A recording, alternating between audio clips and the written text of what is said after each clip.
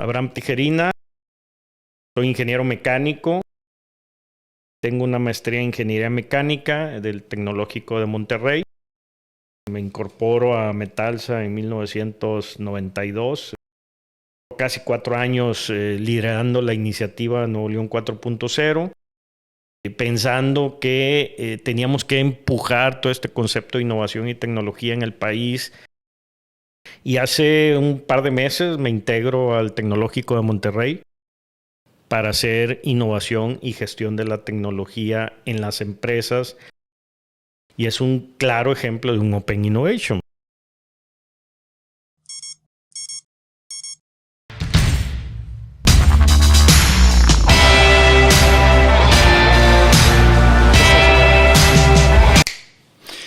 Bueno, ¿qué tal, Abraham? Bienvenido. La verdad es que muchas gracias por acompañarnos. Yo en lo personal estoy muy emocionado de hacer estas entrevistas. Estoy buscando a gente que sean cracks o que sean rockstars en temas de innovación corporativa, etcétera. Y pues inmediatamente pensé en ti, ¿no? La verdad es que me gusta mucho tu trayectoria, todo el tiempo que pasaste en Metalsa, todo lo que creciste, todo lo que hiciste en Nuevo León 4.0. Creo que fue genial. Habían condiciones que ayudaban, habían condiciones que no ayudaban, pero con todo eso lograste recorrer un gran camino. Ahí estuve acompañando un rato y la verdad que la pasé muy padre. Y la idea es que platiquemos, o sea, como amigos, todo Claro. relajado, tranquilo. Si quieres quitarte el traje, si estás cómodo, como tú estés a gusto, Gracias. estás en tu casa, y lo que quisiera, como lo habíamos platicado, platícame un poco de cómo fue tu recorrido en Metalsa, luego cómo fue tu recorrido en Nuevo León 4.0, donde estás ahora. Y lo que la gente me pidió es que quieres saber mucho de innovación corporativa, pero más que el decirles qué tienen que hacer, si les ayudamos en el cómo. Sí, o sea, la gente ya está convencida, como que ya ha escuchado qué hay que hacer, pero dice, ¿cómo arranco? ¿Cómo avanzo? ¿Cómo voy? Y eso es lo que me encantaría escuchar. Entonces, Perfecto. lo que tú te sientas cómodo, adelante. ¿Sabe? Gracias. Antes que nada, pues todo un honor estar aquí. Yo sigo mucho tus canales, ahí te sigo en las redes, siempre temas muy actuales, muy necesarios. Y sí, platicar un poquito de ese tiempo que viví en Metalsa. Yo entré en Metalsa pues hace casi ya 30 años, mayo 18 del 92, serían 30 yo creo que años. yo estaba en el kinder en ese entonces. Y muy casualmente entro ahí porque estaba terminando la maestría en ingeniería mecánica ahí en el TEC, y Metalsa en ese entonces estaba pensando ya abrirse hacia el desarrollo de productos. Era una gran maquila con muy buena calidad, buenos productos, pero no tenía la capacidad de diseño. Y en esos entonces se venía ya el Tratado de Libre Comercio. Entonces había un temor de que si no tenías diseño de producto, pues tus posibilidades de proveeduría se vieran amenazadas, ¿no? Entonces se decide crear el Centro de Tecnología. Ahí entro yo como ingeniero de tecnología. En aquellos años, hace 30 años, el término innovación no era muy conocido. Hablábamos mucho de tecnología, desarrollo tecnológico, desarrollo de productos, pero la innovación no se asimilaba a como lo es hoy. No estaba de moda. No estaba de moda, ¿verdad? Era tecnología, ¿verdad? Eran los centros técnicos, centros de tecnología los que se empezaban a formar aquí en el país, ¿verdad? Varios de ellos. Tuve la oportunidad de estar trabajando en Estados Unidos un par de veces, y también pues ahí pude aprender el proceso de diseño de producto, cómo desde la etapa conceptual, el desarrollo de prototipado, la validación del prototipo, toma de datos en campo para retroalimentar el diseño. Pero a ver, Abraham, antes, perdón que te interrumpa. Cuando hablas de que todavía no se hablaba de innovación, pero ¿tú crees que ya hacían innovación o tampoco lo estaban haciendo? Ya se hacía, pero la gente estaba desarrollando tecnología, productos con nuevas propiedades, aleaciones, por ejemplo, nuevos procesos o recubrimientos. Eso ya estaba sucediendo, pero el término innovación no era como lo conocemos hoy, ¿verdad?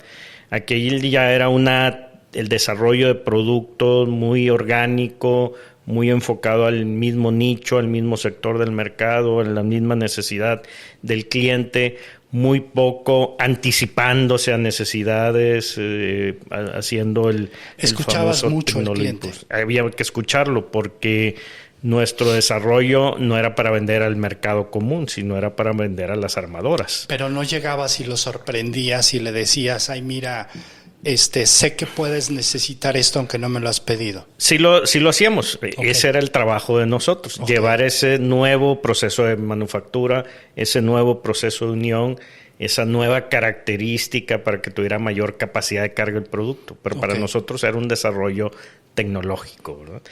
Perfecto. Bueno, después de aprender todo ese proceso, pues viene una etapa de cómo asimilarlo y después replicarlo aquí en México. En esos años, pues tampoco el término de desarrollo de producto, diseñadores, pues era muy común. No había en las escuelas o las especialidades de diseño que existen hoy en día, ¿verdad? Había que formar a la gente desde aprender las herramientas en CAD, de ahí las herramientas de simulación, herramientas de CAE. Ahí nos llevó algunos años formar el primer grupo de diseñadores, aprender los conceptos o replicar los conceptos que habíamos aprendido anteriormente y empezar a generar los primeros pininos, ¿verdad? Ahí ya para finales de los 90, pues ya teníamos un grupo consolidado de ingenieros. Me acuerdo que en aquel entonces, cuando quisimos crecer el grupo de diseño, una de las anécdotas era que nos preguntaba la dirección, oye, ¿podremos nosotros algún día venderle o desarrollarle un producto al cliente de cero?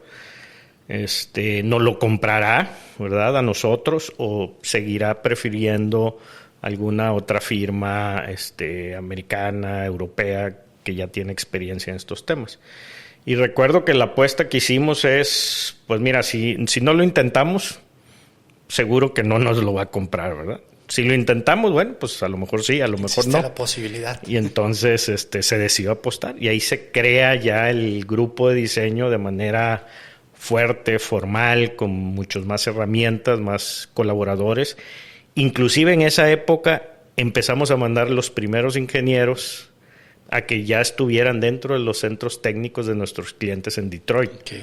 O sea, ya había diseñadores mexicanos formados en Metalsa, haciendo de la mano ingeniería con nuestros clientes en Estados Unidos. Y la idea era que ellos fueran la primer fuente de información técnica para nosotros desde acá seguir respaldando el resto del diseño del producto. Ya.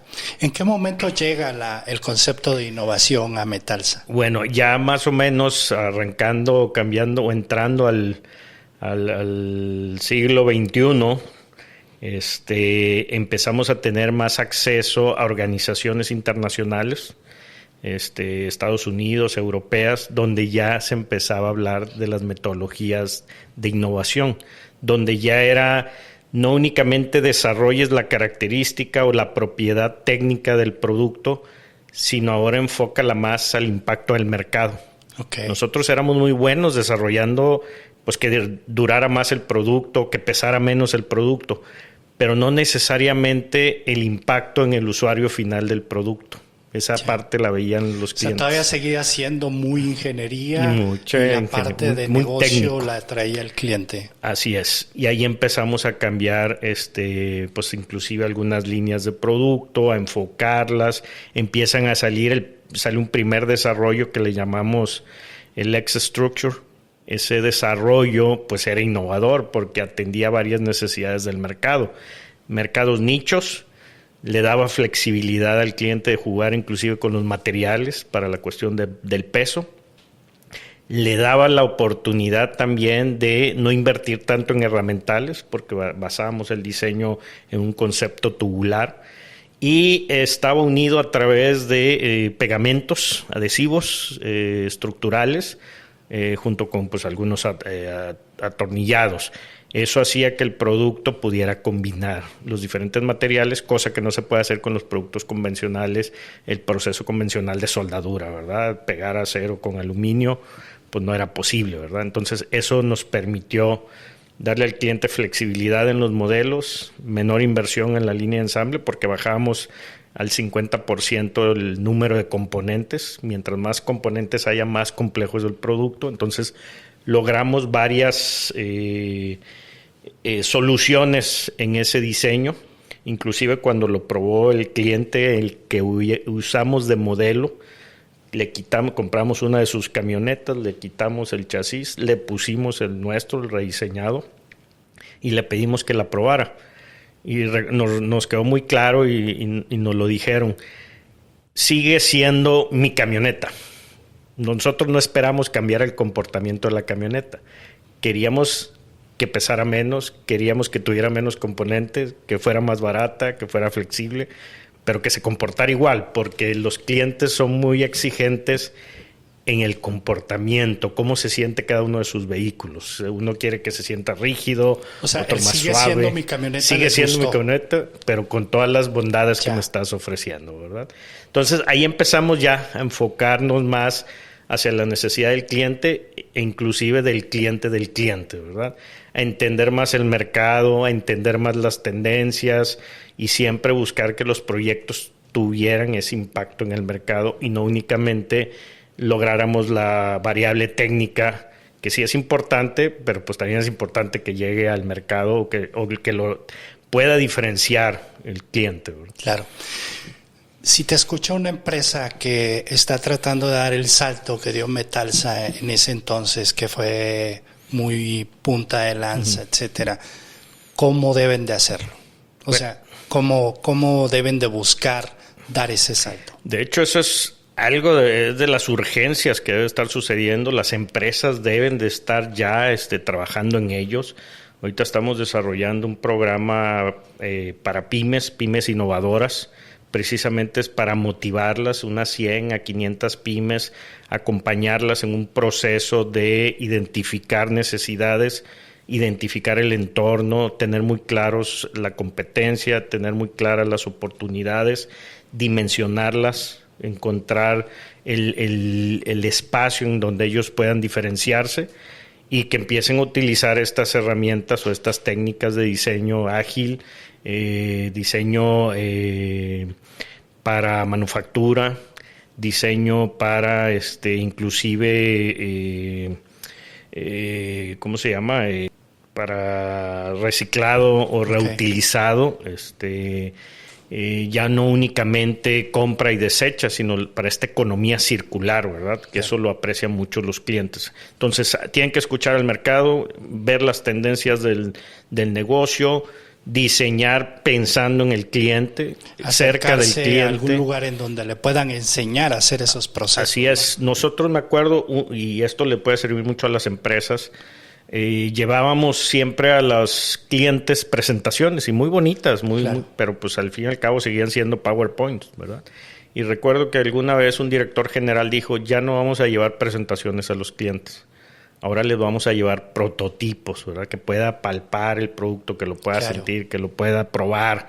Y entonces cambiamos también eso. Y eso es muy importante porque en temas de design thinking, pues es importante la retroalimentación pronto del cliente antes de que desarrolles todo el producto, ¿verdad? Para que te vaya dando dirección. Entonces, esas son acciones que deben de tomar. Obviamente, la parte técnica la tienen que cuidar, dependiendo en qué nicho estén. Sus productos tienen que ser seguros, tienen que ser ecológicos, tienen que ser de bajo consumo energético, tienen que poderse reutilizar, circular, etcétera. Entonces necesitan tener pues esa formación técnica también, que muchas veces no la tienen. Déjame resumir lo que acabo de entender de los cómo. Uno, que lo hizo Metalsa en algún momento es dejar de ser solo especialista en lo que haces, sino empezar a buscar qué es lo que necesita tu cliente e incluso el cliente de tu cliente, y pensar hacia allá.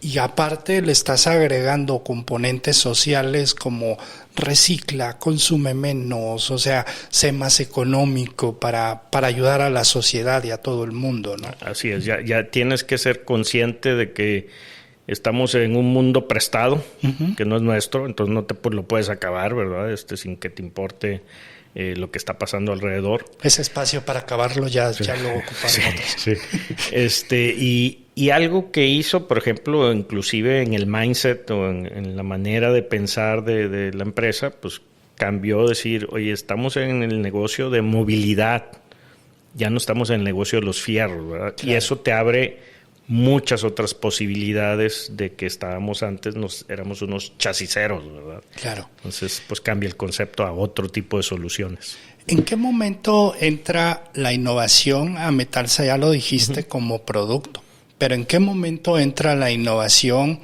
corporativa? O sea, no solamente del producto, de los procesos, de todo, pensar más allá. ¿Entra en algún momento en Metalsa, te toca o ya te toca en Nuevo León 4.0? No, sí me tocó vivir varias transiciones en Metalsa. De hecho, cuando yo me integro en Metalsa en 1992, el enfoque había sido, y estaba muy fuerte, la calidad. El eslogan era calidad como forma de vida. Antes de eso, pues el enfoque era productos de calidad. Y algo que se dio cuenta el director general de aquellos años era de que para poder producir productos de calidad, que era lo que te demandaba el mercado, no te demandaba productos innovadores, te pedían un producto de calidad. Necesitabas tener gente de calidad. Y ese fue un primer gran transformación que tuvo la empresa para empezar a desarrollar a la persona antes que al producto. Okay. Entonces, con personas desarrolladas de calidad, podías hacer productos de calidad. Después tratamos de usar esa misma lógica y decíamos, bueno, y si tenemos personas innovadoras, pues deberíamos de poder hacer productos innovadores. Y entonces empezó un esfuerzo allá, ahora sí, con la mentalidad de innovación. Innovación, y decíamos, en todos lugares, y todos deben de hacerlo. Y la partimos en tres, o la clasificamos en tres tipos. La innovación incremental, todo mundo tenía que hacerla. No había excusa, ¿verdad? El que barre, el que cobra, tiene oportunidad de hacer una mejora incremental en su negocio, ¿verdad? De ahí venía el otro tipo de innovación que le llamábamos la patrimonial, que es la que tiene que ver con crear nuevos productos, nuevos procesos, nuevos servicios diferenciados, propietarios inclusive, etcétera. Y esa la manejaba el grupo de innovación, que antes era el grupo de tecnología. Y ya después la innovación emprendedora, y esta se manejaba a nivel grupo, y esto tenía que ver con hacia las nuevas divisiones o negocios mercados que se iban a ir creando a través de un intraemprendimiento. Entonces se empezaba ya a manejar, ahora sí ya teníamos la innovación clasificada, mapeada, y la empezábamos a difundir. Salieron varios temas innovadores, desde la manera en que controlábamos las horas, los horarios flexibles, ¿verdad? Con nuestra tarjeta de acceso, pues tú tenías que cumplir 40 horas a la semana. Llegabas, checabas, salías, te separaba el contador, volvías a regresar, continuaba, y a la semana 40 horas, ¿verdad? Entonces te da una flexibilidad de ya no tengo que entrar a las 8 siempre. Claro, esto se podía hacer en ciertas áreas, en la área productiva no funcionaba, ¿verdad? Pero así como esas innovaciones se hicieron otras, por ejemplo, el compartir la información de dónde está la organización en las juntas mensuales, inclusive información financiera.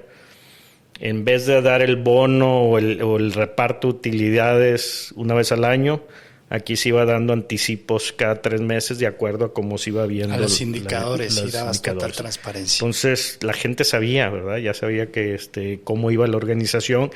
Ahí se presentaban las iniciativas de innovación incrementales y aquellas que habían dado beneficios económicos, y también pues eso ayudaba a que el bono que se daba cada 3 meses pues se veía mejor si esas iniciativas funcionaban mejor, ¿verdad? Entonces, pues inclusive en la manera de organizarse, que si por unidades de negocio, que si después por clientes, que si después por tipo de producto, que si por regiones. Entonces siempre estaban buscando ese cambio, ¿verdad? Y en todas las áreas. Segundo, ¿cómo que identifico? Invierte en la gente. Sí. Confía en la gente. Sí. Comparte con la gente, claro. ¿no? ¿Y qué tanto empezó a dar este tema de colaboración o de quitar el top down y confiar en que la gente te trajera ideas? Porque hablas de que la innovación era de que ya estabas habilitando hasta el barrendero para que te diera ideas, ¿no? O sea, ¿qué tanto ayudó eso? Fíjate que una de las innovaciones en el sistema de ideas era de que se quitó el buzón de ideas. Se hizo un sistema electrónico, o sea, ya era un buzón electrónico, pero ya no se valía el avienta la idea y a ver quién la hace, ¿verdad? Quién la agarra después y administren las ideas, sino tú subías una idea, tú eras el responsable de la idea. Si la podías hacer tú solo y no requería recursos, no necesitabas autorización de nadie. Si la idea era compleja, requería recursos, inclusive invitar más gente, bueno, pues llegaba a una aprobación y la tenías que justificar, ¿verdad? Pero siempre el que proponía la idea tenía que ser dueño de la idea. Entonces, ahí hicimos que la gente se apropiara del proceso, ¿verdad? Claro. Entonces, al final veíamos, al final del año, pues cuánta gente había contribuido con cuántas ideas, ¿verdad? Y los más taquilleros, ¿verdad? Porque habían sugerido más ideas y las habían realizado. Algunas, como digo, generaban recursos o nos evitaban gastos o generaban ahorros, y otras daban una mejor condición de trabajo, ¿verdad? Entonces, todas eran válidas, ¿verdad? En el proceso. Fíjate que yo recuerdo una vez platicando contigo, la primera vez que escuché de los Gates, ¿no? Para el desarrollo de tecnología. Sí. Y ese se me hace un cómo también muy importante en Claro. estos días, porque a veces todavía no nos quitamos el tema de me da miedo fallar. Y a veces tenemos un proyecto andando que hace 6 meses tenía sentido, pero hoy ya no lo tiene. Claro. Y como me da miedo fallar, me da miedo decir que mi proyecto ya no tiene sentido, a veces lo quiero llevar hasta productivo y más allá, no importando que me va a costar más seguir adelante que detenerlo, ¿no? Claro. Y este tema de los Gates, platícanos un poco de los Gates. Sí, nosotros implementamos la teoría del Stage and Gate. Creamos y nos funcionó muy bien porque anteriormente se generaban muchas, vamos a decir, no necesariamente invenciones, se generaban muchas soluciones, pero no estaba siempre claro el usuario o el beneficio. Entonces, cuando implementamos la metodología del Stage and Gate, lo que hacíamos era, bueno, en la primera etapa tienes que dejar claro el planteamiento del problema, ¿verdad? La hipótesis y qué busca. Si esa hace sentido, pasas a la siguiente etapa, desarrollar ya el cómo lo vas a hacer el proyecto. Si eso hacía sentido, ahora sí ya con detalles de números, etcétera, si hace sentido, pasabas a la siguiente etapa, empezar a generar una posible solución física, prototipo, etcétera, validarlo. Si seguía haciendo sentido, pues empezabas ya un potencial escalamiento, ¿verdad? En esas etapas, en cada uno de esos toma de decisiones entre una y otra etapa, involucrábamos a diferentes personajes. En algunos inclusive consultábamos con el cliente. El cliente, pues si es el que va a comprar el producto, lo tienes que tener considerado. Si era cliente interno, pues al cliente interno, ¿verdad? Entonces la idea era no seguir avanzando si no se daban esas condiciones. Entonces generamos todo un flujo desde la parte conceptual hasta el producto ya en operaciones, ¿verdad? Inclusive aquellos que decíamos la tecnología la tengo que desarrollar o la solución la tengo que desarrollar in-house o por nosotros mismos, o la voy a transferir de un tercero hacia mí. Que ahí viene el concepto de decir, pues empezar a colaborar con terceros, ¿verdad? Ya hablamos del Open Innovation. Que es el Open Innovation. Entonces, y ya después se cruzaban otra vez en una toma de decisiones donde ya entraba la parte operativa, el que iba a fabricar el producto, donde íbamos a empezar un proceso de escalamiento de lo que había sucedido en el laboratorio cómo lo escalamos a que pueda ser un proceso productivo. Y eso también nos lo tenía que ir validando la operación, hasta que ya después la operación, el último milestone o rombo de decisión, pues era ya con el cliente, cuando ya el producto pues ya iba a entrar a producción, ¿verdad? Entonces, sí nos daba oportunidad. Recuerdo mucho un consejero que teníamos, un ex director de tecnología de General Motors. Dentro del consejo teníamos un consejo externo de tecnología y nos decía, cada vez que llegaban así a la revisión de etapas de los proyectos y que alguna ya no hacía sentido continuarla por el entorno, porque la tecnología no dio, la hipótesis estaba mal planteada, ellos decían que hacían un pizza party para cerrar el proyecto. Y eso para generarle a la gente que no pasaba nada, ¿verdad? Que tuvieras que cancelar el proyecto, pero que lo documentaras. Entonces nosotros implementamos necesario el pizza para party. Cerrar un proyecto era que ya no iba a jalar. Sí, era una fiesta, lo festejabas, ¿verdad? ¿no? Sí, entonces la gente empezó a perder el miedo. Qué chido. De decir, híjole, mi proyecto no está jalando, ¿verdad? Ahí lo que quería es dilo rápido, ¿verdad? Pero nosotros le implementamos, no hicimos el pizza party, pero sí implementamos el tema de lecciones aprendidas. Ok. Y otro consejero que teníamos, también un consultor, nos decía, pues tú debes de documentar las lecciones aprendidas de lo que hiciste y te fue bien, pero también de las que no te fue bien, ¿verdad? Y de las dos sacas lecciones, unas que quieres replicar y otras que ya no quieres volver a repetir. Ok. Fíjate que, me gustaría ahorita tomar un break, pero antes de tomarlo me gustaría comentar el reto que tiene el desarrollo de innovación en tecnología, sobre todo en manufactura, es que en ciertos stages ya es demasiado caro. Uh-huh.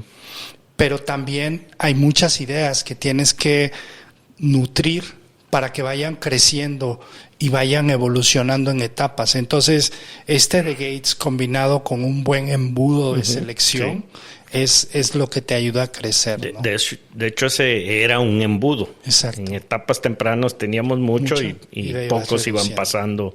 Y ese embudo nos permite, cuando toquemos el tema del Open Innovation, pues, en qué etapas entraban ciertos actores a colaborar con nosotros, ¿verdad? Para poder hacer o acelerar el desarrollo o complementarlo. Bueno, vamos a tomar un break para tomar un poquito de agua o algo y ahorita continuamos. ¿Sale? Ahorita en el break me preguntabas que si para mí que era innovación corporativa, tú empezaste a platicar de algo que estabas haciendo en Proesa. Por favor, adelante. Sí,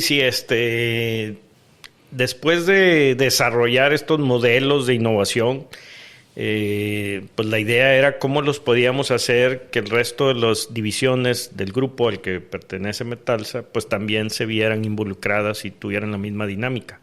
Entonces se creó a nivel corporativo un consejo de innovación. Cuando se crea ese consejo de innovación, se crea inclusive las prácticas que tenían que seguir cada uno de los negocios, independientemente del giro del negocio.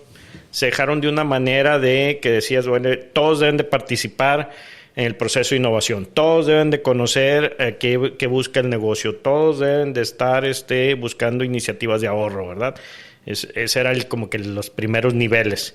Y después veníamos con niveles más avanzados, donde era ya la generación de nuevos productos o procesos o servicios, dependiendo el giro de la organización, ¿verdad? Y también en ese camino nos tocó, inclusive después se desbarató este consejo, ¿verdad? Por la misma libertad que cada una de las divisiones debiera de tener para que una no restringiera a la otra o se viera de que porque esta sí avanza y esta otra no avanza, ¿verdad? En algunas organizaciones, inclusive los grupos de innovación se desaparecieron y inclusive intencionalmente para que todo el mundo innovara, ¿verdad? Sí, porque uno de los retos que platicábamos es, luego crean el departamento de innovación y ellos tienen que encargarse de la innovación. Ellos son los que innovan, ¿verdad? Entonces yo no. Y había gente que pues muy padre se escudaba en eso, pero había otra que pues entonces decía, pues no estoy contribuyendo lo suficiente, ¿verdad? Entonces era cómodo para algunos, pero era como que no considerabas a todo el talento. Y algo que debe hacer precisamente la organización innovadora, lo que decíamos, oye, pues para que una empresa sea innovadora, su gente debe ser innovadora, toda la gente, pues es aprovechar esa diversidad de pensamiento y experiencia de todas las personas que colaboran en la organización. Esa divergencia te la pide el design thinking, ¿no? Así es. ¿El design thinking llega cuando tú todavía estabas en Metalsa o...? No, nosotros no alcanzamos a formalizarlo. Ya habían algunos primeros intentos, ¿verdad? Hoy ya lo utilizan. Yo salí desde el 2017, me moví a la iniciativa Nuevo León 4.0, el modelo siguió avanzando, las técnicas se siguieron refinando. Seguramente hoy pues ya es una herramienta con mayor uso dentro de la organización. Pero no eran de las que manejábamos en aquellos entonces todavía, ¿verdad? Éramos un poquito más siguiendo los conceptos. Por ejemplo, otro concepto que alcanzamos a embeber dentro del modelo era el Lean Startup, ¿verdad? Okay. Igual la validación pronta con el mercado, etc. Sí, no, eso es genial. Y entonces lo teníamos embebido dentro del modelo de innovación, de la última versión del modelo de innovación que a mí me tocó dejar plasmado para la organización. A mí me toca ayudar a una empresa a implementar un modelo de innovación en donde precisamente usando el embudo, usando los gates, un poquito más el tema de Lean Startup, de Design Thinking, muchos métodos ágiles, ¿no? Y aquí yo quisiera preguntarte, yo de repente a veces soy muy radical con mis conceptos. En el pasado, sobre todo en el área de software que yo estaba, pero también en el área de tecnología, se empezó a implementar el tema de la calidad como un exceso de documentación. Documentalo todo. Pero para mi gusto, y quisiera tu opinión, de repente llegamos a una sobredocumentación de procesos, y no quiero decir una metodología, bueno, sí lo voy a decir, el otro día estaba hablando de Operational Excellence, ¿no? Y la verdad es que para mí ese tipo de cosas son buenas hasta cierto punto, te hacen bueno en lo que haces hoy, pero se convierte en un limitante de lo que puedes hacer mañana. Sí. O sea, en una carga, ¿no? Claro. ¿Tú qué piensas de eso? Claro, de hecho, nosotros vivimos el proceso cuando se abren las fronteras, cuando se empieza a implementar todo el ISO 9000, las armadoras se juntan y en la industria automotriz crearon el QS 9000, que era pues, el equivalente, ¿verdad?, de la certificación. Bueno, pues eso generó toneladas de papel, porque tenía que ser en papel, tenía que ser firmado, tenía que estar en el lugar de uso y después el cuarto de documentos.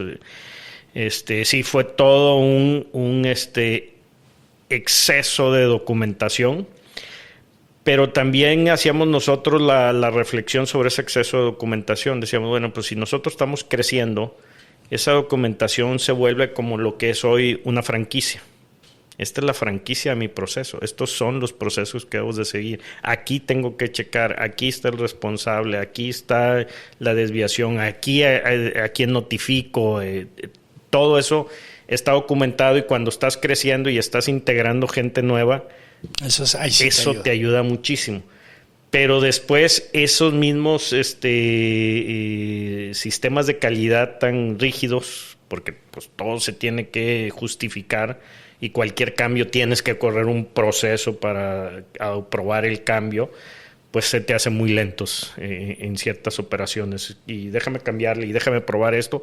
Se sale del concepto de un proceso estable. Se vuelve como ¿cómo se llama? Algo que arrastras, sí, ¿no? O sea, como que no te da chance de hacer o te quita la flexibilidad de probar en sitio. De probar, pivotear y todo eso. ¿no? Porque no puedes mover ciertas máquinas, ciertas conexiones. Esa es mi percepción. Entonces sí lo tiene. Entonces tiene la gran ventaja de que te sirve para crecer y llevar el producto, meter más gente, replicarlo, que se haga igual o similar en otras regiones o por otras personas.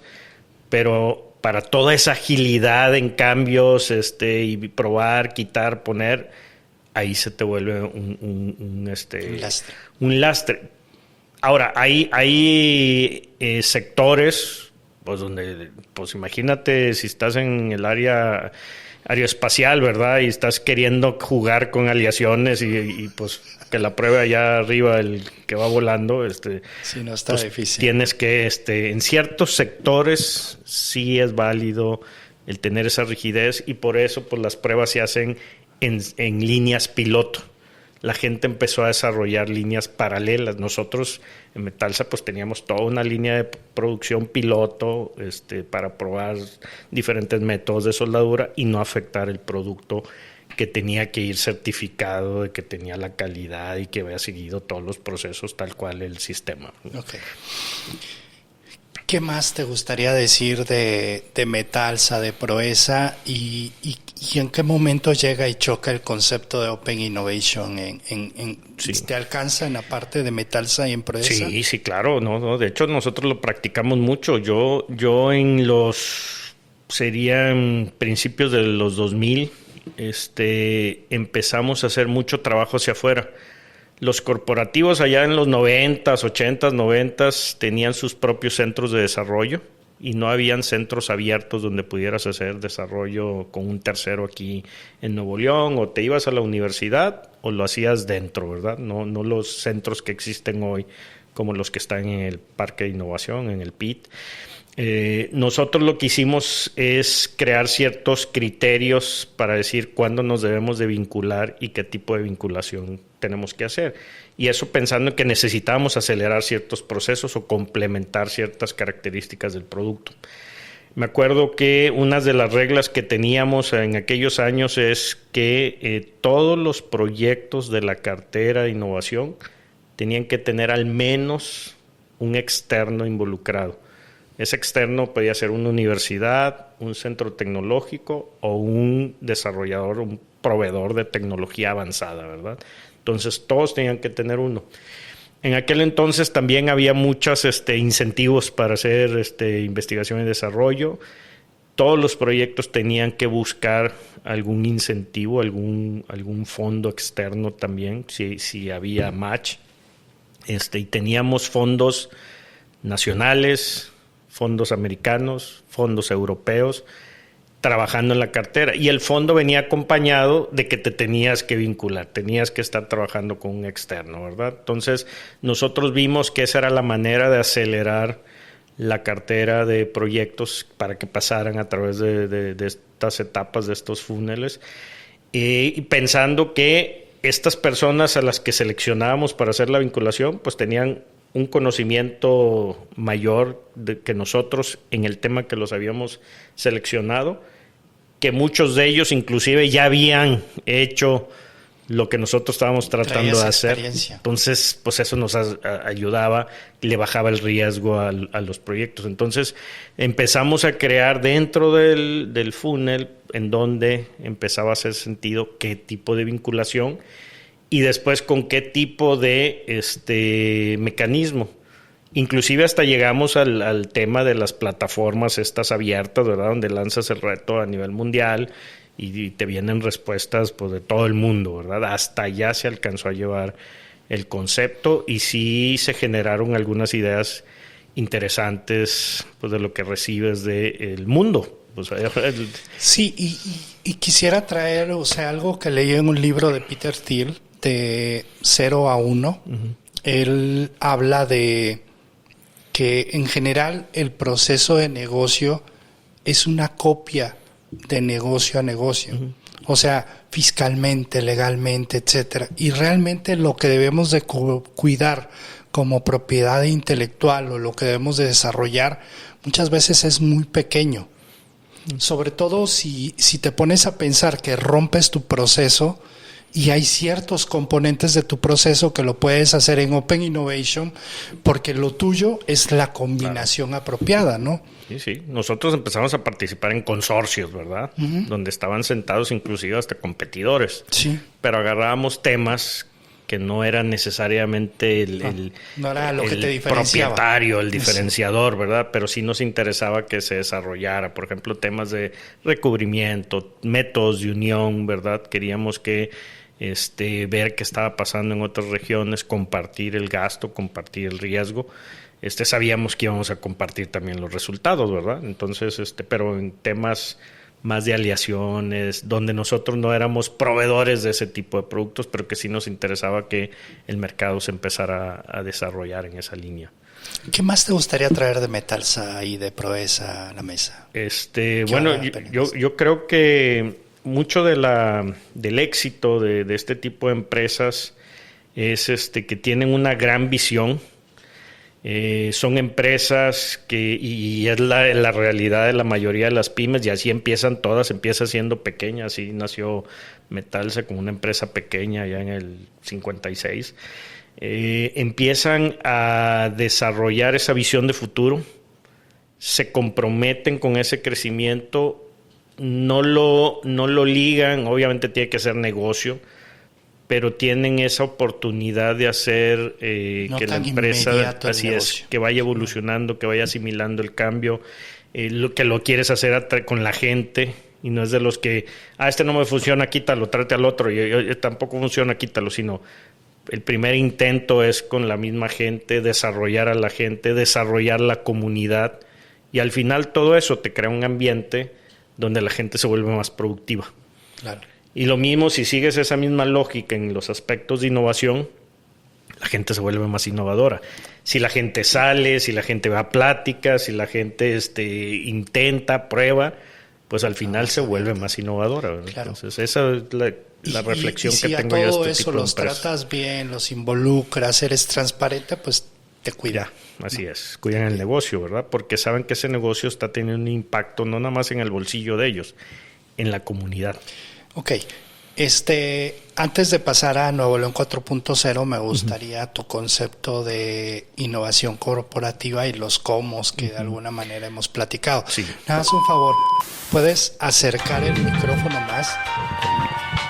Puedes hablarle a la cámara si quieres. A esta es la que te está... muy bien.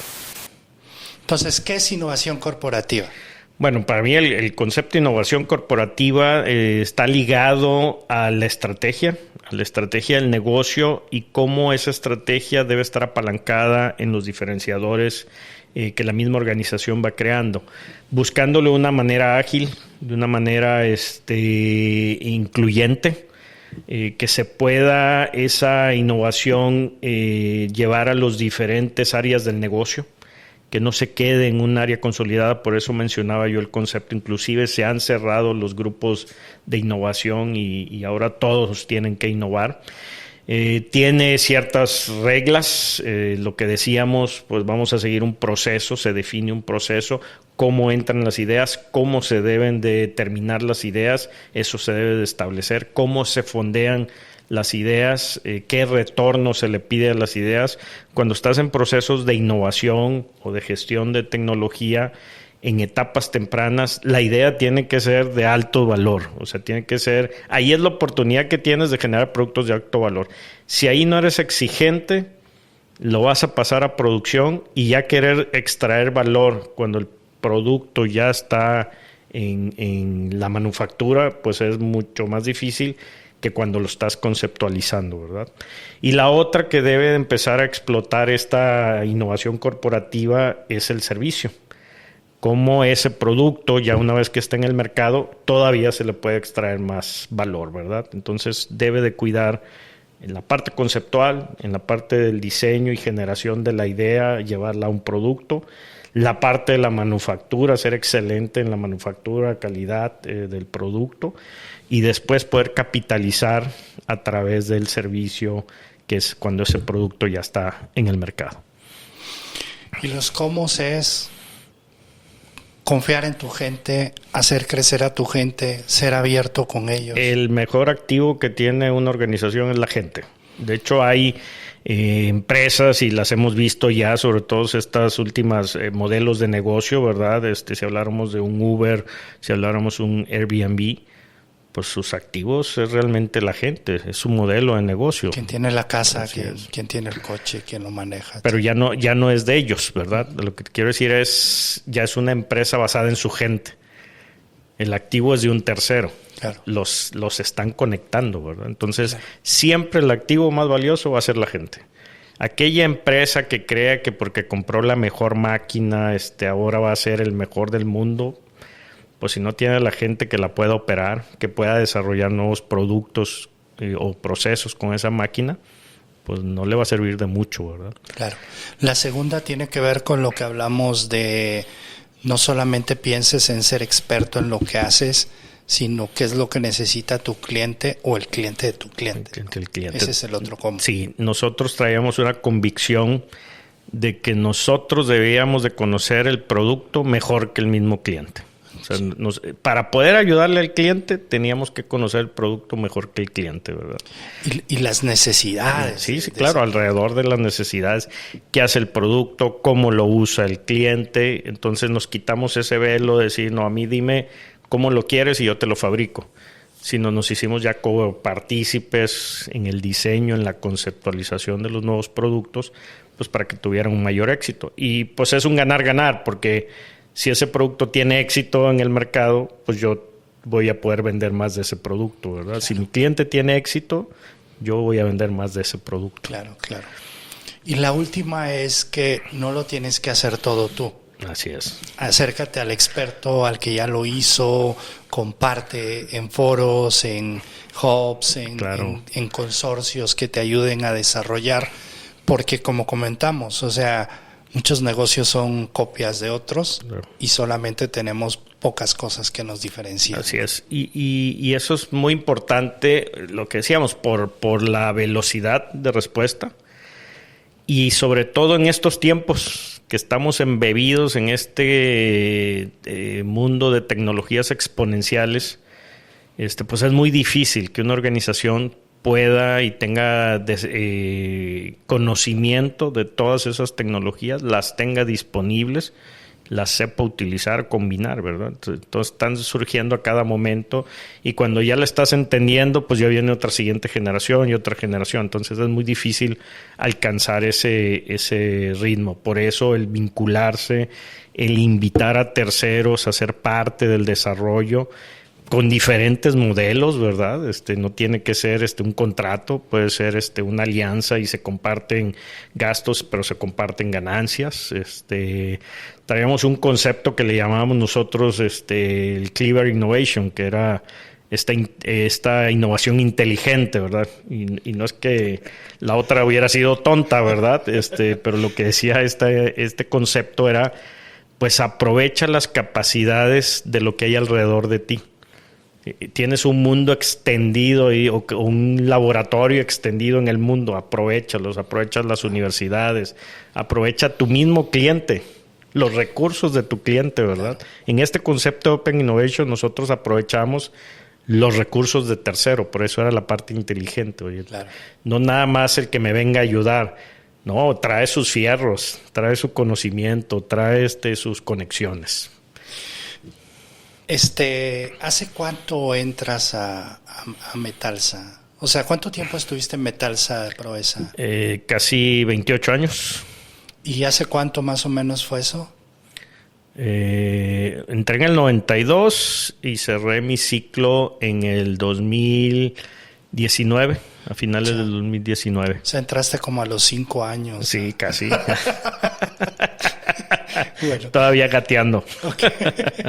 Vamos a tomar otro break. Yeah.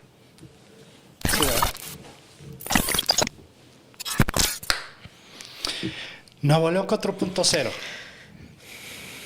Platícanos, ¿cuál ha sido tu experiencia ahí? ¿Qué valor te dejó Nuevo León y qué valor crees que ha dejado a la comunidad? Sí, pues tuve la oportunidad de arrancar con la iniciativa, de dirigir el primer esfuerzo, de abrir un poquito ahí brecha. Arranca la iniciativa mayo 18 del 2017 y estuve participando ahí hasta finales diciembre 31 del 2020. Fueron 3 años y medio de mucho trabajo colaborativo, ahora sí practicando el tema de la innovación abierta. en temas que igual como la innovación es urgente, que comentábamos ahorita, la transformación también lo es, ¿verdad? Si tenemos un buen proceso de innovación, seguramente va a salir pues que te tienes que transformar, que tienes que traerte nuevas técnicas, nuevas tecnologías a tu organización. Pero aquí en la región, pues nos dimos cuenta, recién arrancamos el esfuerzo de que muy pocas empresas conocían las bondades o las amenazas, ¿verdad? Ni las bondades para gozarlas ellos como empresa, pero tampoco veían las amenazas que les pudieran estar generando desde el punto de vista de competitividad, porque las otras regiones pues se están desarrollando a pasos agigantados con los que competimos. Somos una economía abierta. Entonces teníamos que crear conciencia. A raíz de eso, pues se hace un esfuerzo para empezar a invitar a la gente que consideramos clave, las universidades, algunas empresas que ya estaban haciendo algo. El gobierno pues, decide abrir esta iniciativa, hace el primer llamado, invita a que se una la sociedad para atender este fenómeno que estaba sucediendo en el mundo y que nosotros no le estábamos dando la importancia debida. El mismo gobierno decide que este esfuerzo lo debe liderar la sociedad civil y se crea una asociación civil, ¿verdad? Sociedad civil. Nuevo León 4.0 es una AC. Generamos el primer roadmap, decir, bueno, ¿qué significa esto para no únicamente una empresa? Lo generamos en 5 pilares. ¿Qué significaba para el mismo gobierno, un gobierno inteligente, digital? ¿Qué significaba para la industria, una industria o empresas ya reconvertidas con procesos optimizados, con modelos innovadores de negocio, compitiendo con el mejor del mundo? Desde el modelo educativo, cómo había que cambiar inclusive el modelo educativo, cómo la industria 4.0, estas tecnologías nuevas te ayudaban a poder enseñar mejor, industria 4.0. Y el otro pilar era el tema del ecosistema, que teníamos que crear un verdadero ecosistema donde estuvieran participando los emprendedores, las empresas grandes como tractoras, beneficiándose de esa velocidad que tienen los emprendedores para desarrollar innovación hacia ellos. Y un último pilar que tiene que ver con la parte de sociedad. La sociedad tiene que asimilar el cambio, tiene que darse cuenta. Lo está viviendo, lo está disfrutando, pero no se da cuenta qué tan rápido está cambiando hasta que se lo dices, ¿verdad? Entonces, el primer gran reto y satisfacción es pues poder coordinar este esfuerzo que de hecho, que Nuevo León arrancara. termina siendo el primero de los primeros que arranca en el país. Así es. Y gracias al que tuvimos es mucha apertura nosotros para compartir, pues empezaron a surgir otras iniciativas, ¿verdad? Nosotros siempre creímos que es muy importante que se creen estos ecosistemas, que no te quedes tú solo, porque si no te aíslas como región, ¿verdad? Entonces decíamos, si en las otras regiones suceden estas cosas similares o mejores, la región se va a levantar su nivel tecnológico, de educación, de generación de riqueza económica, social, etcétera, pues ya estamos ganando como país, ¿verdad? Entonces empezamos a compartir experiencia con otras Industria instituciones. 4.0 o lo que hace Nuevo León 4.0 difiere de la transformación digital. Bueno, empieza como Industria 4.0 pensando más en las empresas y pensando más en que pues Nuevo León es una zona de manufactura. Sobre la marcha nos dimos cuenta de que el concepto de transformación digital está todavía más arriba. La industria 4.0 lo vemos más en la parte de transformación de procesos, de manufactura o de reconversión. Pero la transformación digital pues habla inclusive del modelo de negocio, ¿verdad? Cómo te apalancas con estas tecnologías exponenciales para reinventarte o transformarte y en el camino meterás tecnologías de industria 4.0. ¿Qué te gusta de lo que se logró en Nuevo León 4.0 y qué no te gusta? Bueno, me gusta el que nos hayan escuchado algunas organizaciones y hayan hecho transformaciones significativas. Prácticamente las 4 universidades que participan en Nuevo León 4.0 arrancaron procesos similares de reconversión, de transformación digital, de darse cuenta que como sus propios procesos, y la otra es sus programas académicos, ¿verdad? Pues esa ya es una gran satisfacción de que pues hay una garantía de que cada vez hay más conciencia en los que administran las universidades, pero también en los profesores. Se le transmite ya a los profesores la necesidad de empezar a llevar este conocimiento a los alumnos, ¿verdad? Entonces, pues es masa, ¿verdad? Empiezas a permear hacia más gente. Las universidades pues tienen muchos alumnos y entonces tienes la oportunidad de que las generaciones que se van graduando salgan ya con este conocimiento. La otra es el poder que nos hayan escuchado algunas otras regiones, inclusive algunos sectores del gobierno, y hayan tratado inclusive de adecuar sí, ayer algo vi que postearon algo agradeciéndote de Puebla o algo así. Puebla, sí. Hemos colaborado con ellos, algo en Yucatán, en Jalisco, en San Luis Potosí, siempre abierto, ¿verdad? A decir qué habíamos hecho bien y en dónde todavía estábamos batallando, ¿verdad? Muy tal cual, ¿verdad? No, lo que no queríamos era de que venderles una idea falsa, ¿verdad? Y que se tropezaran con piedras que a lo mejor nosotros nos tropezamos.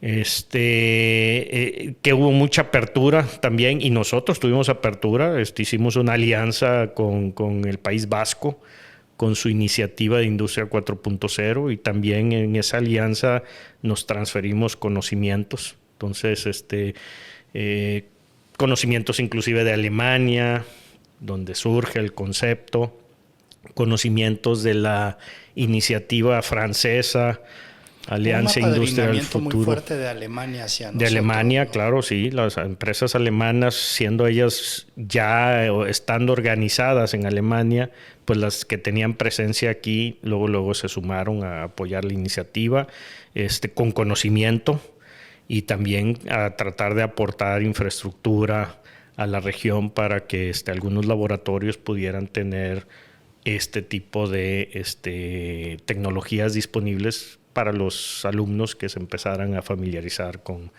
el concepto, llevando o facilitándole a las empresas también este recorrido, ¿verdad? Muchas de estas empresas empezaron a trabajar con las compañías de aquí de la región en ese acompañamiento y con equipamiento para que pudieran hacer su transformación. También tuvimos inclusive en Latinoamérica un par de veces con la CEPAL, ¿verdad? Hicimos mesas para ver qué estaba haciendo Colombia, Brasil, Perú, Chile, México, ¿verdad? Y usando a Nuevo León 4.0 como un ejemplo de lo que estaba pasando acá arriba y que estaba pasando en el sur del continente. Un par de eventos, inclusive en Bruselas, con gente de la Comunidad Europea que le interesa mucho saber, pues, que se sigan desarrollando las otras regiones donde, pues, ellos también inclusive aportan con cierto conocimiento o cierto fondo. México no recibe fondeo directamente de estos programas de la Comunidad Europea, pero Latinoamérica sí. Entonces, les interesaba mucho este modelo, cómo se podía replicar en Latinoamérica. Entonces, por ese lado creo que sucedieron muchas cosas, se generó infraestructura, el Centro de Inteligencia Artificial, el primer laboratorio de Industria 4.0 de manufactura inteligente, se creó el concepto del Centro de Ciberseguridad, que pues, se nos atravesó ahí la pandemia y quedó puesto en on hold, y ahorita me imagino que ya debió haber restablecido. Y empezar a trabajar con gente de todo tipo y de todos colores, sabores. Se creó una comunidad muy activa, muy propositiva, muy abierta y dispuesta a colaborar. Que quizás no me gustó, pues que no alcanzamos a mover todavía la aguja. todavía las empresas siguen, son pocas a las que pudimos convencer, ¿verdad?, de que tenían que transformarse y empezar su proceso de transformación. Había muchos tabús que creo que todavía no los hemos alcanzado a eliminar. Por ejemplo, el tabú de que es muy costoso, el tabú o así una barrera, el talento. Entonces, lo que les decíamos a las empresas, pues ya no es tan costoso porque ya hay modelos donde vas pagando por uso en lugar de comprar el activo. El desarrollo te lo puede hacer un tercero. El talento lo puedes traer por ratos, ¿verdad? Bajo estos nuevos modelos as a service. Entonces, no alcanzamos todavía a reconvertir o que se reconviertan las suficientes empresas como estaba trazado en el plan.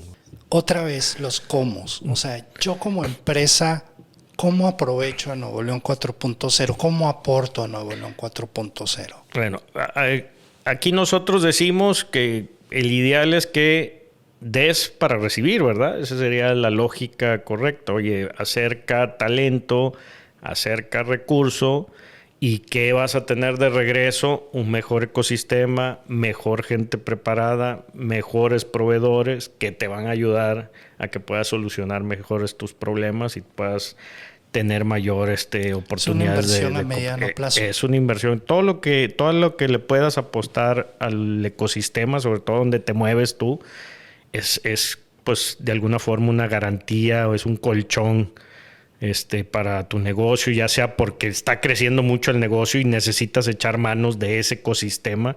En vez de que estés solo, pues sabes que ahí hay gente que te puede ayudar a seguir creciendo. A como puedes tener un problema y ese mismo ecosistema te puede ayudar a salir de él también, ¿verdad? Entonces son apuestas ganar. A veces más pronto que tarde, ¿verdad? Pero siempre te va a resultar el apostar si lo haces de buena intención. Había gente que quería llegar a ver primero qué sacaba, demostrar de que había recibido un beneficio para entonces después decidir si contribuía con algo. No, pues no, eso pues no opera así, ¿verdad? Por eso decía yo que es más un juego de voluntades. En ese cómo se lo decíamos mucho a las otras iniciativas que estaban empezando en el país. Es juego de voluntades. Va a haber ego de algunas organizaciones. Lo que se creó acá en la iniciativa Nuevo León 4.0 es empecémosla de cero. Decíamos, es una iniciativa que es de todos y de nadie, de la sociedad para la sociedad. Entonces, no era de una cámara, dejó de ser del gobierno porque el gobierno dice esto lo tiene que administrar la iniciativa. Ser más allá de un sexenio. Así es, porque si no ahí se hubiera cortado, ¿verdad? Con los cambios en el gobierno. Entonces sí son algunos conceptos que hacen que esto pueda funcionar y se pueda mantener, ¿verdad? Que existe esa voluntad, que no sea de un sector en particular. Para que se puedan todos sentar en la misma mesa. Claro. ¿Verdad? Yo como empresa, ¿cómo le entro a la industria 4.0? ¿Cómo le entro a la transformación digital? Primero que nada, estar convencidos de que no es una moda, que no es alternativo si quiero o no quiero, ¿verdad? O sea, te tienes que subir. Y hace ratito mencionábamos, o te subes porque estás viendo el beneficio, ¿verdad? O te subes porque estás viendo la amenaza, pero te tienes que subir. Hay algunas organizaciones que ni tienen la ambición y que no ven la amenaza, ¿verdad? Entonces no se mueven. Siguen creyendo que el mundo está avanzando a la misma velocidad que ellos y el mundo está avanzando muy rápido. Entonces, convencidos. La otra es no tener miedo a que no tengo el recurso o no tengo el talento. Para eso el concepto del ecosistema, el concepto de aliarse, del Open Innovation, pues es muy poderoso, ¿verdad? Y ya que tienes visualizado con quién lo puedes hacer, ya dentro de la organización, pues empezar a revisar qué es lo que me duele más que se pueda ver, solucionar o beneficiarse con Industria 4.0. Reducción de costos. Así es. ¿Cuáles son, por verdad? Más clientes, ¿no? ¿Qué es pues ¿qué me está doliendo? Sí. Hay algunos que el mercado pues tiene un buen crecimiento. El problema lo tienen adentro en mermas, en calidad. ¿Por qué? Pues porque no tienen un buen seguimiento. O en limitantes para poder crecer. O sea, no tienen o sea, el mercado les está jalando. Por ejemplo, ahora con la pandemia y las restricciones sociales, muchas empresas les cayó encima el e-commerce y tenían un sitio muy bonito, pero no estaban conectados, con el back office. Sí. Se armó el desmadre. Sí, ¿no? sí, pues fallas en entregas, estás vendiendo lo que no tienes, ¿no? Claro. Bueno, para eso te sirve ese ecosistema, para darte cuenta primero dónde traes las principales limitantes y ver si esas pueden ser solucionadas con tecnologías de Industria 4.0. A veces hay conceptos más básicos, ¿verdad? Oye, necesito administrar mejor el negocio, necesito tener 5 S, ¿verdad? Tengo un desorden en mi planta, bueno, empieza con 5 S, ¿verdad? Ya después que la tengas ordenada, vemos dónde están los cuellos de botella y empezamos a atenderlos. Nada más que sí hay que entender que la transformación digital es un salto cuántico. Sí, porque a veces la mejora continua es, voy a llegar ahí en 2 años. Sí. Y la transformación digital llega mañana. Sí, pasado mañana. E inclusive bajo otro modelo de negocio. Sí, exacto. ¿Verdad? Okay. Inclusive hasta diciendo, me deshago de mis activos, ¿verdad? Y lo que yo estoy vendiendo es mi conocimiento de cómo hacer esos productos a través de conectar al ecosistema, ¿verdad? Claro. Para cerrar, me gustaría que me contestaras 2 cosas. Una es, en todo este camino que has recorrido de los qués y de los cómo y todo, ¿cuáles son las 2 cosas que aprendiste que crees que todo el mundo debería de saber porque hay que repetirlo? Pero 1 o 2 cosas también que aprendiste que crees que todo el mundo debería de saber porque es una piedra que te tropezaste y no todo el mundo tiene que tropezarse con ella. Bueno, yo creo que la primera es apertura. Hay que ser humildes. Mientras más humilde seas, más vas a poder aprender, ¿verdad? Mientras más cuenta te das de dónde estás parado, más posibilidades tienes de aprender. De reconocer que hay otra persona que sabe más y acercarte con esa persona y tratar de entender cómo ha tenido éxito para tú después también replicarlo, aprender de esas personas. Ese creo que es uno de los factores más importantes para lograr el éxito. Desligarte y darte cuenta que no porque lo pensaste tú, o más bien porque lo pensaste tú, pues quizás no es la mejor opción, ¿verdad? Porque sabes que hay gente que tiene un poco más de experiencia y capacidad. La otra es la persistencia, tener esa visión de futuro, el tener ese pensamiento de ser magnánimo, de hacer cosas grandes. A mí siempre me ha gustado estar en cosas que es la primera vez que se intenta. Y por suerte he estado posicionado en esos lugares. Cuando hablábamos de Metalsa, pues no teníamos desarrollo de producto. Me tocó estar en la parte del desarrollo de producto, generar las primeras áreas de diseño. Hoy eres el primer entrevistado en esta serie. Hoy soy el primero, así es. Otra de las cosas que pues me tocó ser también la primera persona que se fue a entrenar a Estados Unidos en la empresa en un área técnica, ¿verdad? Antes mandábamos hoy misiones comerciales, ser la primera persona entrenada ahí técnicamente. Abrir el primer centro de ingeniería, de diseño de producto, sus prototipos, crear los primeros prototipos cuando no creía muchas personas en la organización que debíamos de estar haciendo eso porque quizás no íbamos a tener éxito. Después en la iniciativa Nuevo León 4.0 igual se vuelve a repetir, es algo que hay que crear de cero, entonces siempre estar siendo el primero pues me ha gustado mucho, ¿verdad? Abrir brecha, pensar en grande, que las iniciativas en las que estás participando sean de alto impacto, ¿verdad? Siempre me ha gustado esa parte y creo que es muy motivador para cualquier persona que busca abrir brecha, ¿verdad? Abran brecha, ¿Qué puede pasar en ese camino? Y yo me lo topé y sí les pediría también que no lo cometan. Es, si crees en la iniciativa, hay que perseguirla, hay que ser persistentes. Me tocó un par de iniciativas que por no perseguirlas lo suficientemente fuerte, se salieron de su tiempo en donde las podías capitalizar. Algunas tenían que ver inclusive con desarrollos de producto. Entonces, el perseguir lo que crees y que por eso estudiaste y porque tienes los datos y porque hiciste toda una investigación y un desarrollo y un prototipo y que sabes que va a funcionar, pues hay que perseguirlo, ¿verdad? Entonces, no renunciar por opiniones de tercero.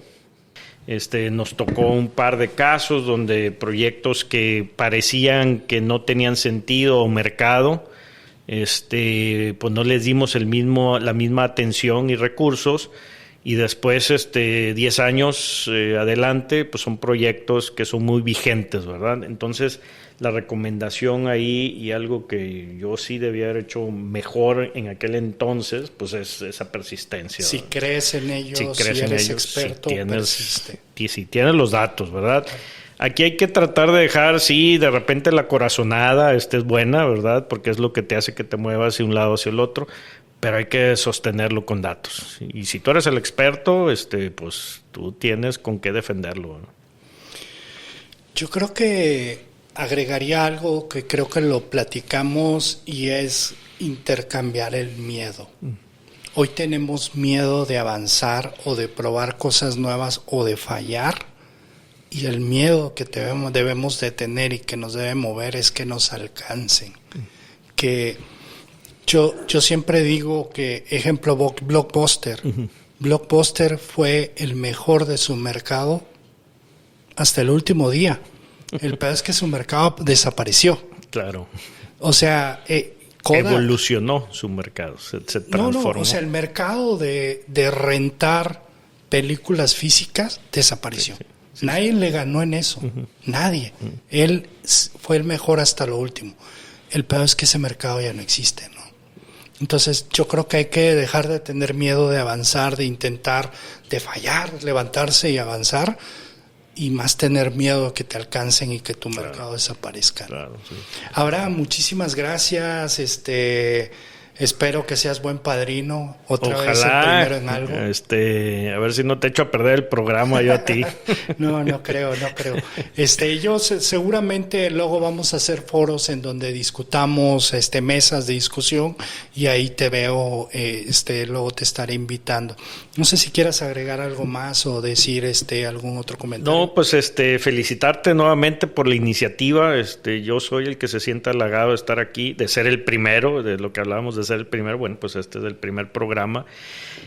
Son muy necesarias este tipo de comunicaciones, de compartirlas abiertas, para que más gente pues tome una opinión o pueda tomar una mejor decisión, pues si está dentro de una organización, si está emprendiendo. Sé que estos temas son variados y con gente que tiene diferentes, o que los que van a venir traen diferente experiencia a la mesa. Ya cuando juntas todo eso, pues híjole, es impresionante. No tiene precio el que las demás puedan tener acceso a ese conocimiento. Y aquí tú lo estás poniendo de manera desinteresada sobre la mesa. Entonces, pues felicitarte. Síganos, compártanlos, espero lo hayan disfrutado. Muchas gracias, cuídense. Hasta luego. Hasta luego.